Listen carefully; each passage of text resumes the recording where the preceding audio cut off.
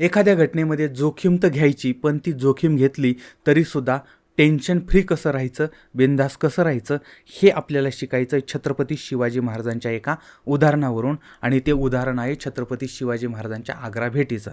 म्हणजे ज्यावेळेस शिवाजी महाराजांनी 23 किल्ले मोगलांना दिले होते आणि त्याच्यानंतर मग मिर्झा राजा जयसिंगांबरोबर ती शिवाजीराजांची भेट होते. आणि भेट झाल्यानंतर मग मिर्झा राजा जयसिंग त्यांना सांगतो की तुम्हाला औरंगजेबाच्या भेटीला जावं लागेल. आणि त्या ठिकाणी त्यांना भेटून आता मिर्झा राजाचा असा प्लॅन होता की त्या ठिकाणी शिवाजी महाराज जातील, मग त्या औरंगजेबाला मुजरा करतील आणि मग आपल्याला दाखवता येईल की बघा म्हणजे औरंगजेबाला सांगता येईल की बघा आम्ही त्या शिवाजीला इथपर्यंत आणलं, तुम्हाला मुजरा करायला लावलं.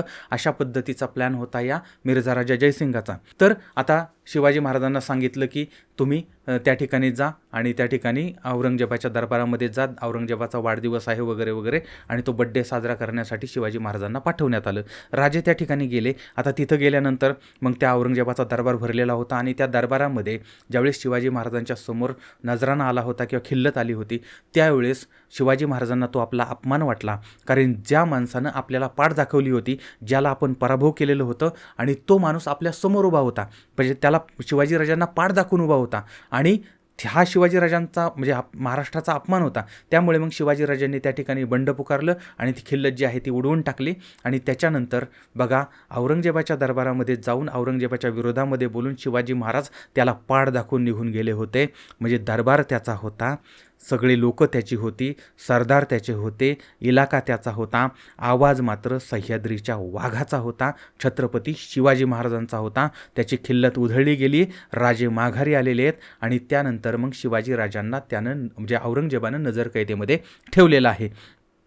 आता या ठिकाणी ह्या गोष्टी घडणार होत्या की शिवाजी महाराजांना ह्या गोष्टीची सगळी जाणीव होती. शिवाजी महाराजांनी एवढी मोठी रिस्क घेतली होती, कारण त्याच्यासमोर जाऊन ज्या ठिकाणी संपूर्ण जगातली लोकं तिथं आली होती, कारण त्या औरंगजेबाचा बड्डे होता आणि तो बड्डे विश करण्यासाठी एवढी मंडळी आली. त्या सगळ्यांच्या समोर शिवाजी महाराजांनी त्याचा अपमान केलेला होता.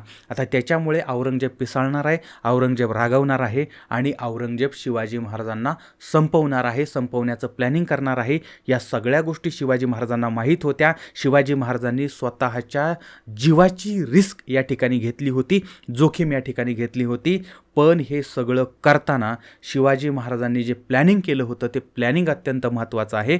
जर हे सगळं होणार होतं तरीसुद्धा औरंगजेबाच्या पायामध्ये बेड्या होत्या. औरंगजेब शिवाजी महाराजांना सरळ सरळ मारू शकत नव्हता. याचं कारण असं होतं की ज्यावेळेस मिर्झा राजे जयसिंग आणि शिवाजी महाराज यांच्यामध्ये भेट झाली, त्यावेळेस शिवाजी महाराजांनी त्या मिर्झा राजे जयसिंगांना सांगितलं की तुम्ही मला सांगताय ना की मी आग्र्याला जावं आणि भेट घ्यावी, मी सगळं करायला तयार आहे, पण माझा औरंगजेबावरती विश्वास नाही. औरंगजेब कोणाचाही घात करू शकतो. माझा तुमच्यावर विश्वास आहे. तुम्ही राजपूत आहात आणि आपण सगळे एक आहोत, आणि त्यामुळे तुम्ही मला वचन द्या, तुम्ही मला अभय द्या की जीवाला धोका पोहोचणार नाही. हे राजपुतानं जर वचन दिलं तर मी त्या ठिकाणी जाईल. आता ही गोष्ट ज्यावेळेस शिवाजी महाराजांनी त्या मिर्झा राजे जयसिंग यांच्याकडून वचन घेतलं आणि त्यानंतर शिवाजीराजे हे औरंगजेबाच्या भेटीला तिकडे गेले होते. आता या सगळ्यामध्ये जर शिवाजी महाराजांना हे माहीत होतं की हे वचन जर औरंगजेबानं मोडलं तर तो राजपुतांचा अपमान आहे, आणि राजपूत हा जेव्हा शब्द देतो त्यावेळेस जीव जाईल तरीही तो शब्द मोडत नाही. आणि जर समजा शिवाजी महाराजांच्या जीवाला धोका झाला तर राजपूत समाज जो आहे तो सगळा पेटून उठेल आणि औरंगजेबाला ते प्रकरण फार जड जाईल. त्यामुळे औरंगजेब काही जरी केलं तरी आपल्या जीवाला तो धोका पोहोचवणार नाही, आणि जरी पोहोचवला तरी तो वेगळा प्लॅन काहीतरी करेल हे शिवाजी महाराजांना माहीत होतं. म्हणून शिवाजी महाराजांनी अगोदर प्लॅन केला, आणि ज्यावेळेस आपल्याला त्या ठिकाणी जायचं आहे, औरंगजेबाला भेटायचं आहे, तर तिकडं जाण्याचा मार्ग कसा असेल, तिकडून माघारी येण्याचा मार्ग कसा असेल, या सगळ्या गोष्टींची माहिती शिवाजी महाराजांनी घेतली होती. आणि त्याच्यानंतर मग ही सगळी रिस्क त्यांनी घेतली होती. म्हणजे शिवाजी महाराजांच्या चरित्रातनं आम्हाला काय शिकायला मिळतं. आम्ही फक्त शिवाजी महाराज फक्त जयंती असेल, पुण्यतिथी असेल किंवा काहीतरी कुठेतरी दोन समाजामध्ये वाद निर्माण झाला तरच शिवाजी महाराज आठवतात का? नाही. तर शिवाजी महाराज जर आठवले तर आम्हाला प्रत्येक जीवनाच्या प्रत्येक पावलावरती शिवाजी महाराज आठवायला पाहिजेत. जीवनात प्रत्येक संकटावर मात करण्यासाठी आम्हाला शिवचरित्र शिकवतं. प्रत्येक म्हणजे संधी कशी निर्माण करायची हे आम्हाला शिवचरित्र शिकवतं. प्लॅनिंग कसं करायचं, मॅनेजमेंट कशी करायची हे शिवचरित्र शिकवतं. शिवाजी महाराजांनी तिकडं जाण्याचं प्लॅनिंग, येण्याचं प्लॅनिंग केलं होतं. तिथं गेल्यानंतर आपल्याला काय करायचं आहे आणि काय केल्यानंतर त्याचे काय परिणाम होऊ शकतात आणि ते झाल्यानंतर आपल्याला त्याच्यातनं बाहेर कसं पडता येईल याचंसुद्धा सगळं प्लॅनिंग शिवाजी महाराजांनी केलं होतं. आणि त्याच्यामुळे इथून जाताना शिवाजी महाराजांच्या बरोबर ती जेवढी लोकं होती तेवढीच लोकं शिवाजी महाराजांच्या बरोबर माघारी येताना सुद्धा होती. ही गोष्ट लक्षात ठेवा. म्हणजे राजांचं प्लॅनिंग किती जबरदस्त असेल. आता हे खरं शिवरायांचं शिवतंत्र होतं. कसं वागावं, कसं जगावं हे छत्रपती शिवाजी महाराजांनी शिकवलेलं होतं. आणि आज आम्ही मॅनेजमेंट जे म्हणतो ना ते शिवाजी महाराज स्वतः जगलेले होते. त्याच्यामुळे गुंतवणूक करताना अगोदर म्हणजे रिस्क तर घ्यावी लागते, प्रत्येक गोष्टीमध्ये रिस्क, त्याच्यावरती पण आपण बोलणार आहोत.